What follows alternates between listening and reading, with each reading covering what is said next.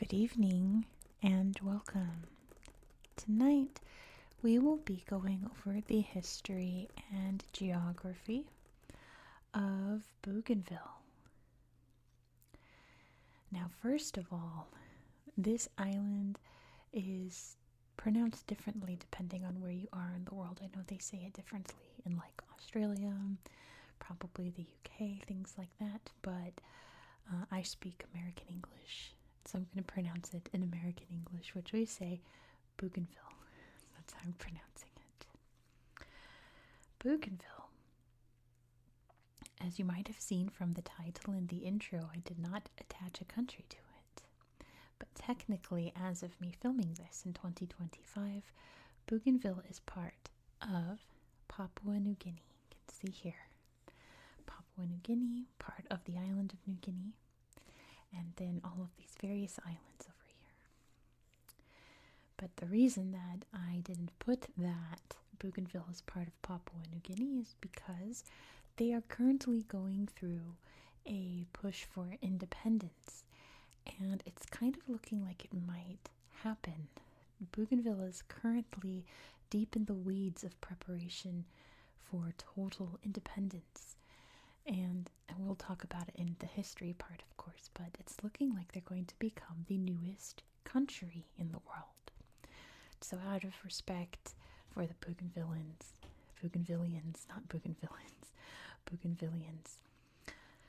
I'm just going to say that they're their own thing. Bougainville Island is part of Oceania, which there are 3 different regions, and the region you can see here is Melanesia. The other 2 being Micronesia, which is just up here, and Polynesia, which is over there. So, what distinguishes each one? I know I talk about this anytime we talk about a place in Oceania. Polynesia is Hawaii, it's Fiji, it's Samoa. Think like grass skirts, tiki gods, things like that. Typical South Pacific kind of cultures. Think Moana, right? She's Polynesian. Melanesia, where we are tonight, is more, the islands here are more forested. They're more jungly. And it kind of had a reputation back in the day for like headhunters and things like that. So it's kind of like that kind of South Pacific culture. Of course, not today. And Melanesia is actually a pretty good name because the people here do have a lot of melanin. They are extremely dark-skinned. So that really distinguishes them from other cultures in the Pacific. Micronesia is just kind of the other. A lot of Micronesian islands were occupied by foreign powers, and most of them, I'm pointing up here, they're right up here. Most of them are part of the United States or were very recently part of the United States. So they kind of have a more Western culture than a Pacific culture. So they're just kind of the like other. So those are the 3 regions of Oceania. So tonight we are in Melanesia. The capital of Bougainville is Buka, right here. This is Buka Island, part of Bougainville, and Buka's just in the south of it, kind of like Auckland is to the North Island, or not Auckland, Wellington, sorry. Wellington is to the North Island of New Zealand. There's the Buka Strait here, and then there's Bougainville Island. The largest city is right here. It is Aroa. And as you can see, there are many other small towns throughout. And of course, when I say capital city, it's not like a huge thriving metropolis or anything. It's a village. It's a small town, but modern nonetheless. This is a volcanic island. It is quite mountainous. You can kind of see 2 mountains right there, but it is one long, big mountain, or 2 mountain chains. There's one on Buka Island, and the 2 down here, the Emperor Range and the Crown Prince Range. The highest mountain is Mount Balby, which is up here, a big volcano. Also, there's Mount Pagana down here. And of course, we'll take a look at them on Google Earth. Bougainville is located in the Solomon Sea.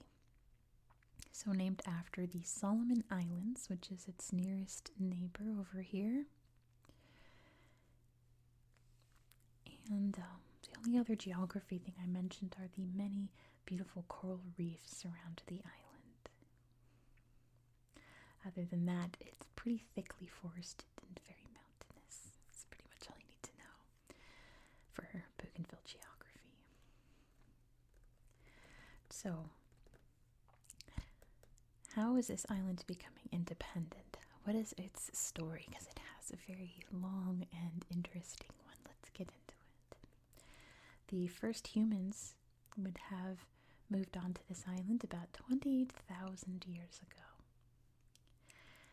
And of course, their own thriving culture would have sprung from that, very similar to the peoples of the Solomon Islands, since they're right here.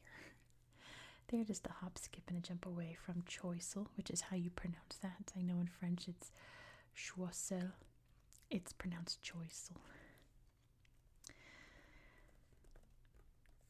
The first peoples from the west would have visited in the 1700s.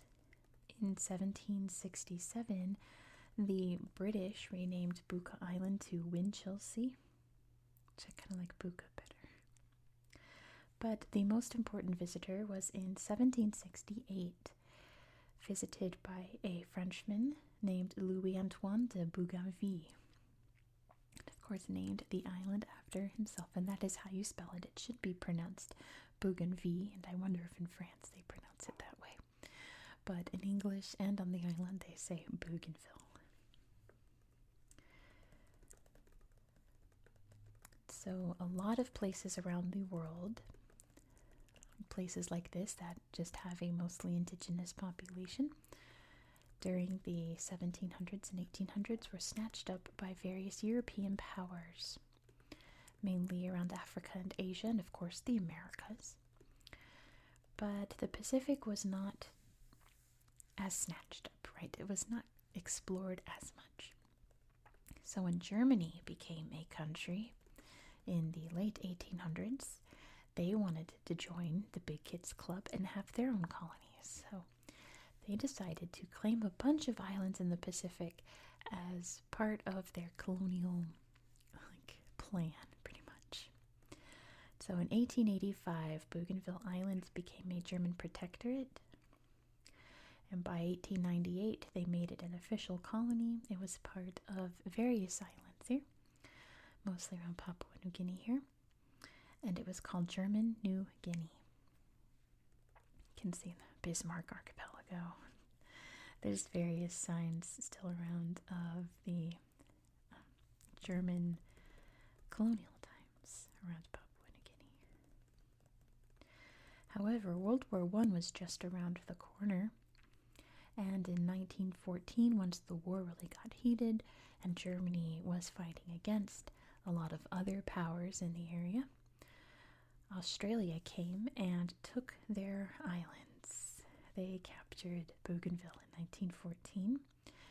And at the end of the war, since Germany lost, a lot of their lands were divided up among various powers.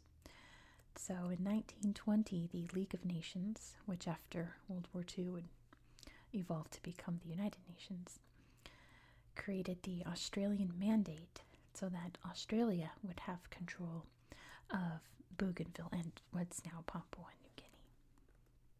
So it's technically part of Australia. However, World War II was right around the corner. In 1942, the Japanese would invade Bougainville and take it over, and I think they kind of used it as a kind of base.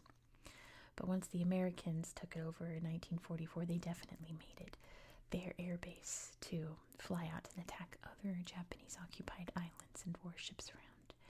But there was a famous event here with the Japanese in 1943 involving Admiral Isoroku Yamamoto, who was a very big player in Imperial Japan during World War II. Pretty much he created and orchestrated the attack on Pearl Harbor and many other battles around the Pacific. He was a very key element to the Japanese war plan. So he was here on the island. Once he got word that the Americans figured out he was on this island, he flew out but was attacked by American planes. His plane was hit and he crashed. I think he crashed into the side of the mountain down here and was killed on impact. They later found his plane with his corpse inside. Interestingly enough, they found him with his hand on his sword hilt because all the Japanese soldiers would fight with their family's ancestral sword at their hip, so that if, it looked like they were near death, they could just do it themselves, So it looks like he was prepared to just do it himself, but then his plane crashed. But that wreckage is still there. And it seems like the island is trying to make it into a tourist site, but it's deep in the jungle down here in the south of the island, so it's a bit hard to get to, but it's not impossible. However, I couldn't find any pictures of it on Google Earth as much as I tried, so we won't be looking at the crash site on the tablet, unfortunately. I really tried to find it. So after World War II, even though the Americans were occupying it, they gave it back to Australia, along with the rest of what's now Papua New Guinea, which throughout the 60s and some of the 70s, 1970s, Papua New Guinea worked to become independent from Australia, and that they did in 1975. And they reorganized their various territories here. They created a province out of Bougainville Island called the North Solomons Province. But the Bougainvillians had other plans. They did not want to be part of Papua New Guinea. There are various reasons for this. One of them is cultural. The people of Bougainville are much similar in culture and way of life than the people of Solomon Islands, rather than the people of Papua New Guinea. So, if they were to be part of any country, they probably would have chosen the Solomons, since they're right there. Papua New Guinea is quite far. You can see the nearest island in Papua New Guinea is New Ireland up here, whereas Choisel's right there, right? But the big main reason was due to a copper mine on Bougainville Island. This mine was one of the largest, well, not largest, but the most productive copper mines in the world, with the biggest amount of copper in it, and was making a lot of money for Australia. So Papua New Guinea was very much looking forward to having that mine make a lot of money for Papua New Guinea. However, this copper mine had a lot of adverse effects to Bougainville Island, mainly due to pollution, ruining the water nearby and the air quality. Not to mention the people of Bougainville Island was seeing zero profits from this mine, even though they were, working there very tirelessly to produce this copper. The island was not seeing any, payments from that, no improvements, even though it was making a lot of money. So they wanted a piece of the pie, right? They say, if you're going to operate this mine, we need to get a percentage of these profits to help our island's economy. Papua New Guinea didn't like that very much, and they pretty much said no. So, also in 1975, as Papua New Guinea was declaring independence, Bougainville Island declared independence. They called themselves the Republic of the North Solomons, which Bougainville's a much better name, I think.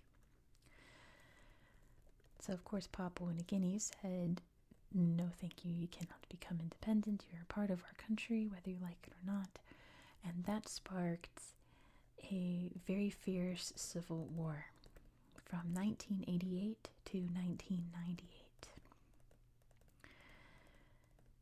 And it was pretty devastating to the island. A lot of places on Bougainville have not recovered, particularly, I don't think it's on the map, but it's a about here. It's the town where the copper mine is located, Panguna. Was at one point like this thriving business island, or island town. A lot of Australians are living there when the mine was operational. So it had a lot better infrastructure and a lot better quality of life than, say, Arawa, for example. A lot of those places were attacked by the fighters here and have not been rebuilt. But thankfully, peace was negotiated in 1998, and the slow march to independence began. Bougainville held its independence referendum in 2019, in which 98% of the island voted for independence. And the plan for independence is that it will go into effect on September 1st, 2027. So hopefully on that date, we will have a brand new country. However, it depends on a lot of things. A lot of things have to happen before you become independent. It's not just making a flag, which they have, and national anthem, which they have. There's a lot of infrastructure. They only have one hospital on this island. They need more schools. They need government structures more so than what they have now. A lot of things have to be put in place. Making a constitution, how to run elections. The list goes on and on, right?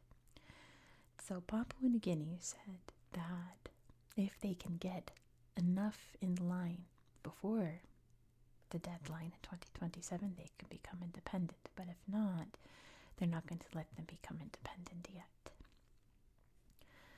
So if all goes well, as long as everything goes according to plan, we'll have a new country in 2027. But Papua New Guinea does have the power just to be like, yeah, we changed our mind, no independence, which would probably be pretty dire, right? It might spark another civil war, which hopefully that won't happen. Hopefully they'll just let them become independent. I'm a big fan of, if places want to be independent, you should allow them to be. That's how I feel, at least, to a certain extent, right? But yeah, that's pretty much where we are today. That's the history of Bougainville. So there are not many places to look at on Google Earth. Not a lot of people visit this island. I'm sure once it gets closer to independence, and once independence comes about, there will be a lot of people for the novelty visit, right? I'm going to go visit the newest country, or I'm going to go visit the island that's about to be the newest country, things like that. That's another thing to prepare for in independence, is a tourist industry, which I don't think Bougainville currently has. I think I went to their official website. Yeah, it was Bougainville's website, and I got a warning that the website was not stable and that I shouldn't visit it. So that's worrisome. So yeah, a lot of things have to happen before independence, and tourism would be a big one. So hopefully in about 2 years or so, we'll have more pictures here of Bougainville. There isn't a lot now, but I feel like I have to show it to you on Google Earth because it's Bougainville. It could be our next newest country. So we'll go take a look at it on Google Earth on the tablet. Let's go. Here we are in Bougainville Island. And let's start by zooming out so you can see exactly where we are in the world. Where is Melanesia and all of that in Oceania? So here you can clearly see Australia. I hope everyone knows where Australia is in the world. There's Asia up there. There's Australia. So here is the island of New Guinea. And there's Papua New Guinea.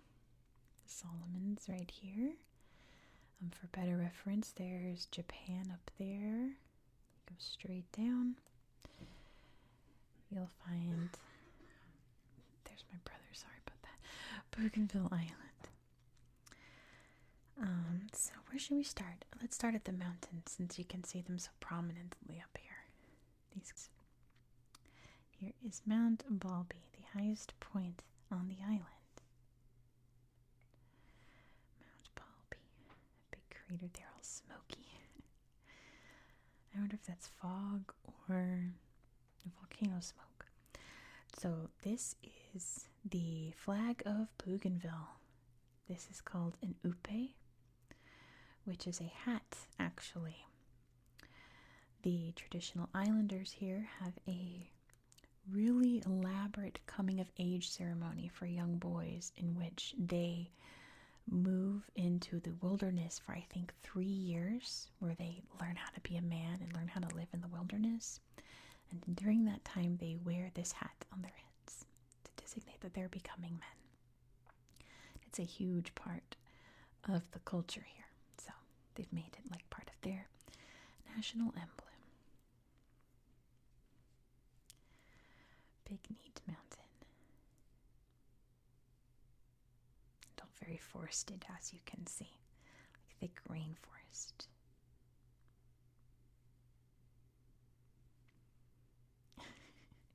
And a nice selfie there. It's very beautiful on this island. These guys agree. And so does she, even though she doesn't look very happy about it. And most of the time when it's like, oh, there's no great pictures here at a certain place, you know, if I don't show you any pictures, it's mostly because the main photos there are all selfies. Which is fine and all. So here's Mount Bacana, the other big mountain. It looks like it was very smoky when this satellite photo was taken. Look at all the smoke coming out of it. Look at that. Oh, very smoky. Look at that. So incredible. Wow, that's a great photo. Look at all that lava. And a beautiful rainbow. This mountain is so active. It's a great volcano. It's like one of those, what I always say, like if you asked a child to draw you a picture of a volcano, they would draw this, right? Just this big cone shape with smoke coming out. It's a perfect volcano. It's a beautiful. Are those cocoa pods? They certainly are. That's where chocolate comes from. Whoa, very, very smoky day there. It looks like a bunch of ash fell here. Guys, be careful. Don't breathe that in.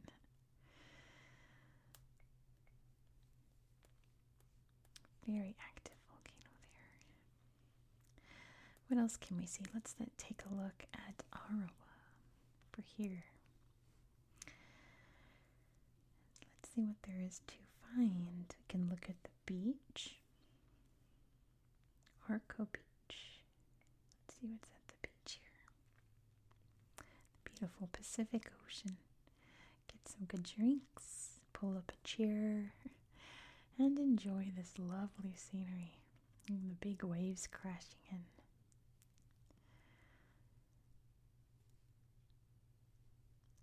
Yeah, and some selfies.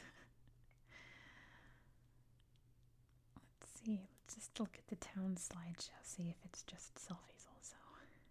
Oh, some pretty flowers. And pictures of friends. What's this?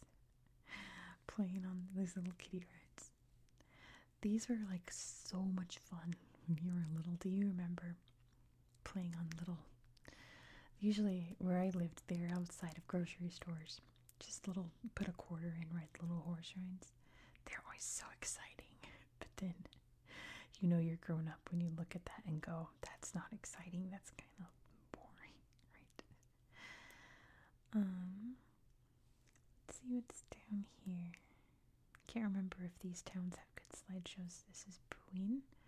This would be one of the biggest towns in the south here.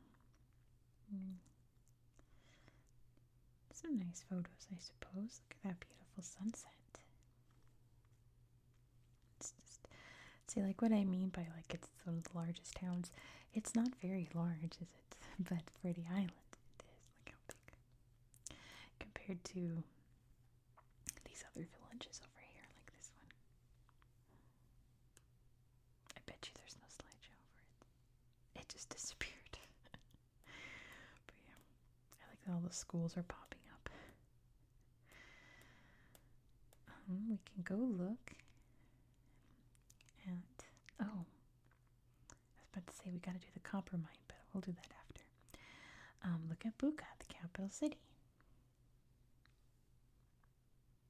what you get in the city, right? It is a very large town at best. Let's take a look.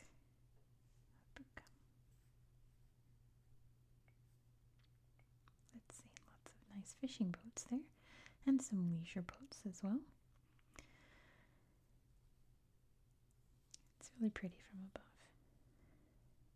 Oh, he's got a bunch of catch there on his boat.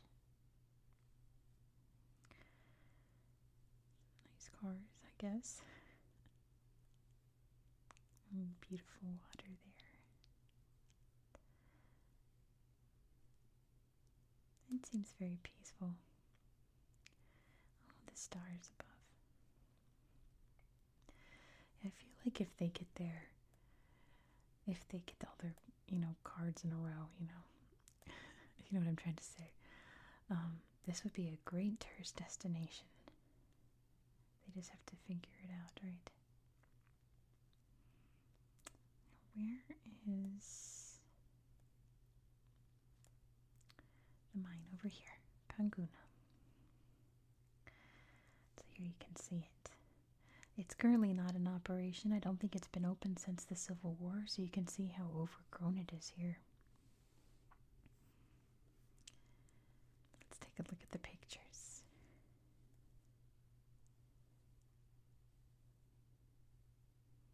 They're all abandoned today, but maybe someday. See, this is all destruction from the war. Maybe someday it will be cleaned up and put back into operation. Hopefully in a more sustainable way that won't be as damaging to the environment. Look at these walls here.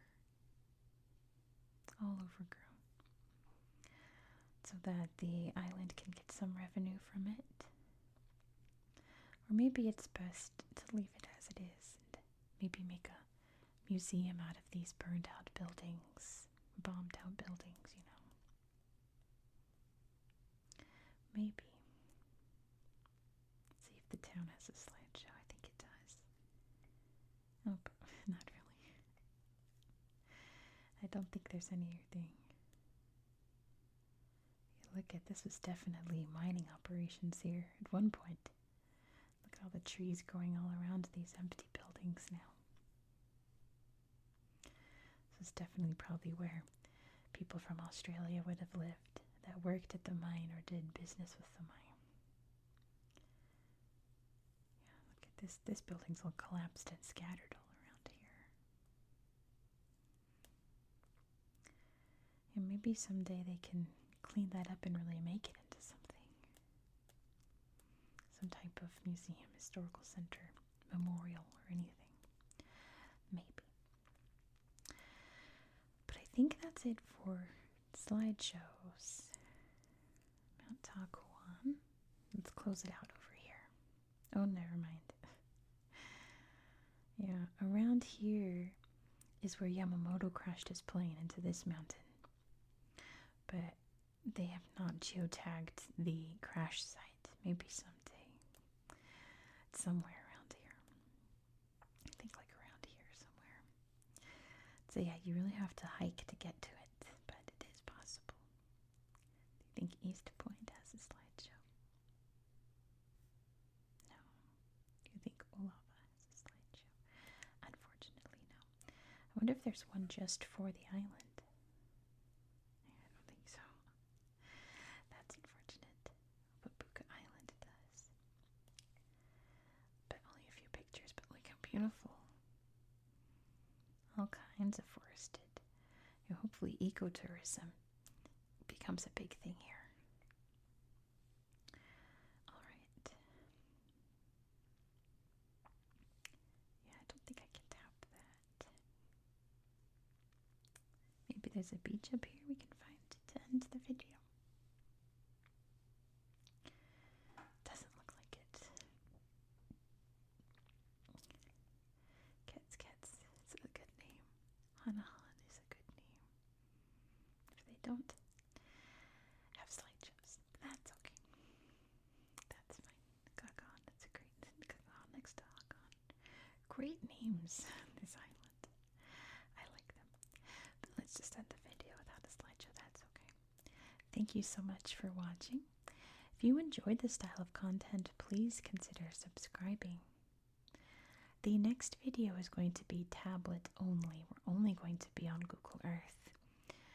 Even though we're going to Algeria, and I put on my Algeria nails, you can't see them now since the lights are off. So it's kind of unfortunate I won't have the map. But we're going to 2 provinces in Algeria that are like this size in my atlas. They're so tiny on the map.